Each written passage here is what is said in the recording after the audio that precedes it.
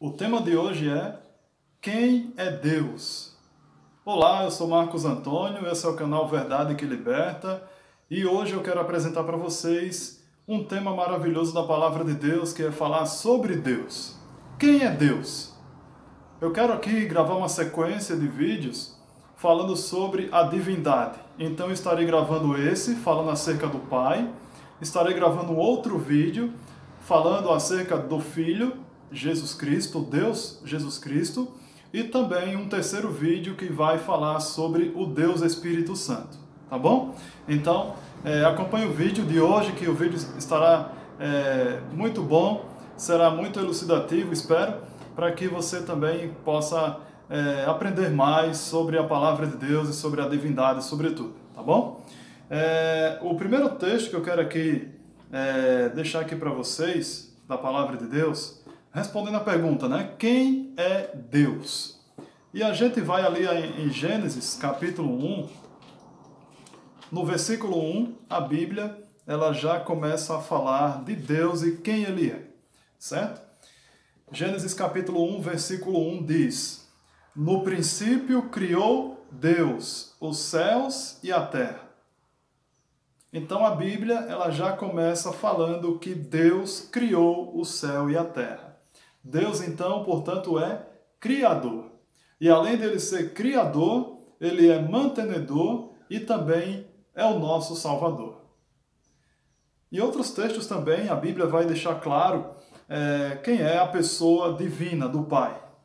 Isaías capítulo 44, versículo 6, diz assim: Assim diz o Senhor, Rei de Israel, seu Redentor, o Senhor dos Exércitos: Eu sou o primeiro e eu sou o último, e além de mim não há Deus. Vocês perceberam? Então aqui Deus falando para o povo de Israel, e também ele fala para nós de que ele é o único Deus, é o único Senhor.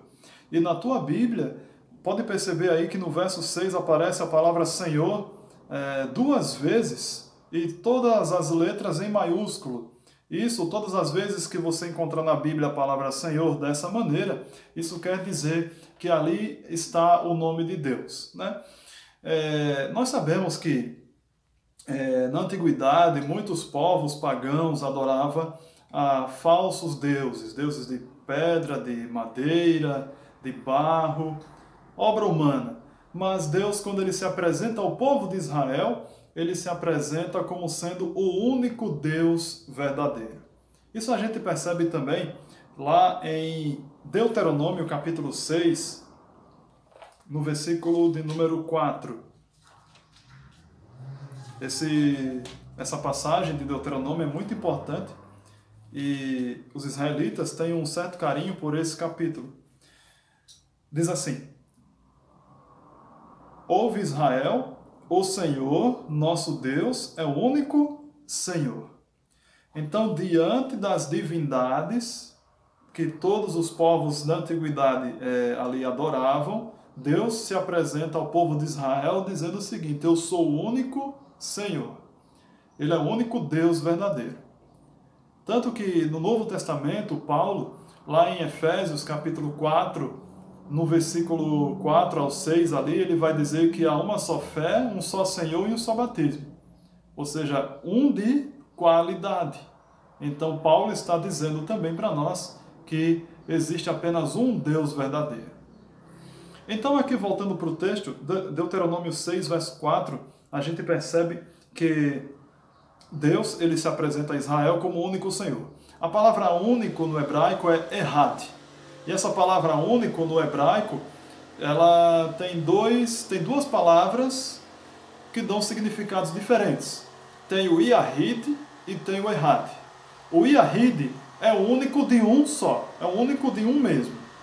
É como nós entendemos aqui na nossa cultura ocidental, aqui no Brasil.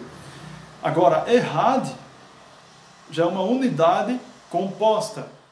É uma unidade, essencialmente falando, porém composta de mais de uma pessoa, como é o caso aqui.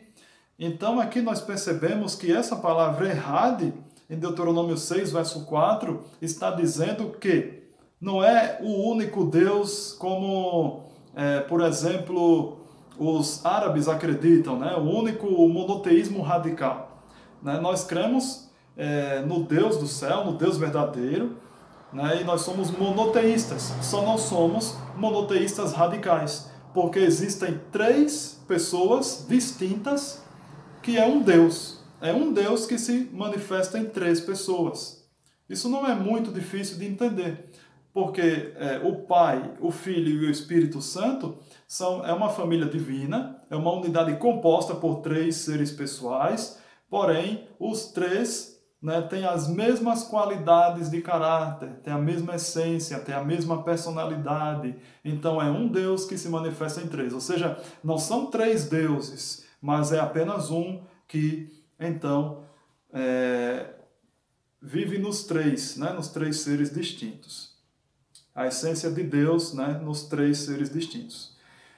Bom, então aqui nós falamos sobre Deus, quem Ele é, como Ele se apresentou, certo? E algumas perguntas também importantes a gente pode fazer, e eu vou aqui fazer e vou também responder dentro da palavra de Deus, tá bom? Vamos lá.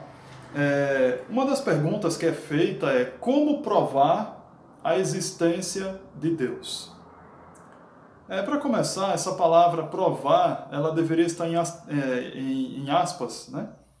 Como provar a existência de Deus? Porque, na verdade, a maior prova de que Deus existe é que ele não pode ser provado. Né? Pode ser estranho, né? Falar assim, porém, é uma grande verdade. Deus não é elemento químico de laboratório que a gente bota para experimento e vê se é de fato aquilo ali, certo? Então Deus, a palavra de Deus, ela nos assegura que existe uma divindade, que existe um Deus no céu. E não é um Deus apenas que criou todas as coisas, é um Deus também que se importa com os interesses humanos, com o seu interesse, se importa com a sua vida, com a sua saúde, está contigo em todos os momentos.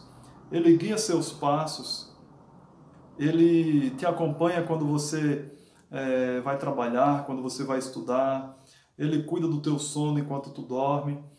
Então esse é o Deus que é atuante, é o Deus presente na palavra de Deus. Ele não é apenas o Criador, ele é também aquele que deseja estar perto de nós. Ok? Então, como provar a existência de Deus? Temos pelo menos 4 argumentos que podemos usar para, então, provar, entre aspas, né, como eu disse, a existência de uma divindade. Temos o argumento teológico, né? A Bíblia, a palavra de Deus, ela vai descrever que existe Deus, certo? Então, para que eu acredite que Deus existe, eu tenho que acreditar na Bíblia, pelo menos. Né? Se eu acreditar nesse livro sagrado, eu vou acreditar que existe um Deus. Faz mais sentido crer que Deus existe. Se você, por exemplo, pega a Bíblia e lê ali Daniel capítulo 2, você vai perceber que séculos muitos antes de acontecer o cumprimento da profecia, Deus então ali revelou para Nabucodonosor um sonho de uma estátua de metais, e esse mesmo sonho Daniel teve na noite seguinte. E ali o sonho representa as transições dos grandes impérios mundiais. Você tem ali a cabeça de ouro representando Babilônia, você tem os peitos e braços de prata representando a Medopécia, você tem o quadril de bronze representando a Grécia, e também você tem as pernas de ferro representando Roma, e os pés metade ferro, metade barro, os pés com 10 dedos no total, representando assim o velho mundo, a Europa, né? As tribos bárbaras que vieram e então minaram o Império Romano, e daí estabeleceu-se o que nós conhecemos hoje de Europa. Então, como que um ser humano pecador, mortal, como era Daniel, que viveu no 6º século antes de Cristo, ele poderia dizer que haveria o surgimento da Medopécia, da Grécia, de Roma, entendeu? Da Medopécia ele até presenciou a transição ali de Babilônia para Medopécia, mas da Grécia e de Roma, Daniel já estava morto, já estava no pó da terra. Então, como que o ser humano previu isso antes? Entendeu? Então, para provar que Deus existe, dentro da Bíblia, Daniel 2 seria um capítulo bem interessante. Também temos o argumento cosmológico, Ou seja, o universo teve um começo. O universo ele não é eterno, certo? Ele foi criado por Deus. Todas as constelações, as galáxias, os planetas, os cometas, as nebulosas, tudo foi criado pela palavra de Deus. Até a Bíblia vai dizer, ali no livro de Salmos, no capítulo 33, no versículo 6 e também no versículo 9. Esse texto é bem interessante também, para nós entendermos o poder criador de Deus, né? Salmos 33, 6 e 9. O 6 diz assim: os céus, por sua palavra, se fizeram, e pelo sopro de sua boca, o exército deles. Perceberam? Então, pela palavra de Deus, os céus, veja bem, está no plural, os céus, né, foram feitos através do poder de Deus, da palavra de Deus, né? E pelo sopro de sua boca, o exército deles. Que exército era esse? Era o exército angelical. Então, Deus criou todas as suas criaturas angelicais através da sua própria palavra. E o verso 9 diz: pois ele falou e tudo se fez. Ele ordenou e tudo passou a existir. Então, o universo teve um começo. E a Bíblia, em Salmos 33, nos dá essa informação. Ok? Lá em Gênesis 1, verso 3, quando ali Deus fala: haja luz e houve luz. Ali é uma prova também de que o universo e a Terra, né, também teve um início. Né? Tudo que foi falado por Deus, tudo que foi ordenado por Ele passou à existência. Ele cria algo do nada. Só Deus tem essa capacidade de criar algo a partir do nada. O ser humano ele pode criar algo a partir de uma outra matéria, mas Deus não. Ok? Um outro ponto também, além de Deus, além de usarmos esse argumento cosmológico de que o universo teve um começo, também temos o argumento teleológico, que é o argumento que nós usamos para descrever que o universo ele foi criado e de maneira planejada. Todas as coisas criadas por Deus foram planejadas e também elas, na natureza, quando a gente percebe, a gente vê que tudo há um equilíbrio, tudo é organizado, entendeu? Então também temos esse argumento, o argumento teleológico, certo? E também temos um argumento moral, né? A Bíblia fala em Romanos capítulo 2 de que o ser humano ele possui uma consciência, certo? Ele sabe discernir o que é certo ou o que é errado. Romanos capítulo 2, aqui o apóstolo Paulo, ele vai dizer o seguinte, a partir do versículo de número 14. Romanos 2, 14 até o 15. 16. Quando, pois, os gentios que não têm lei, ou seja, não tinham acesso à lei escrita, assim como o povo judeu na época, procedem por natureza de conformidade com a lei, não tendo lei, servem eles de lei para si mesmos. Olha só, Paulo está dizendo que os gentios, os outros povos que viviam fora da nação de Israel, naquele contexto, eles não tinham a lei de forma escrita, mas eles agiam pela consciência. Eles obedeciam a lei sem mesmo conhecê-la. Isso é importante, é interessante saber. O verso 15 diz: estes mostram a norma da lei gravada no seu coração, ok? E também testemunhando-lhes também a consciência e os seus pensamentos, mutuamente acusando-se ou defendendo-se. Olha só que legal, né? 16 diz: no dia em que Deus, por meio de Cristo Jesus, julgar os segredos dos homens de conformidade com o meu evangelho. Então, a consciência, né, Deus colocou no ser humano, né, para que o ser humano pudesse distinguir o que é certo ou o que é errado. É só você pegar, por exemplo, as tribos indígenas. As tribos indígenas, os indígenas que vivem na zona rural, bem afastada da cidade, eles, dentro das tribos deles, têm leis lá.